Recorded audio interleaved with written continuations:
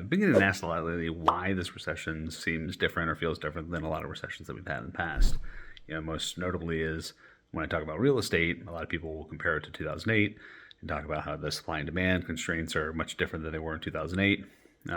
Well, realistically, it boils down to a lot of the things that are going on, like that have really propped up the market over the past couple of years with COVID, and they're things that really haven't been done before. A lot of the economics that are going on in the world right now are very exploratory. Like, we have speculations and ideas of what's going to happen, but no one really knows. The Federal Reserve doesn't necessarily know. They have, again, big charts and graphs and really fancy things to try and predict it, but no one knows. This is all new stuff. And so it's having some very interesting reactions. And the economic system is a very, very, very, very complex ecosystem. And you just don't necessarily know where all the ripple effects are gonna land.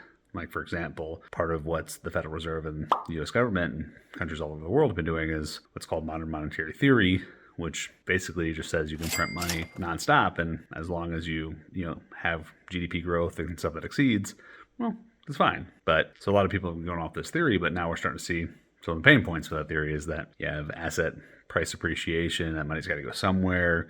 If it's not necessarily going into production because there's humans and stuff involved, well, the system breaks.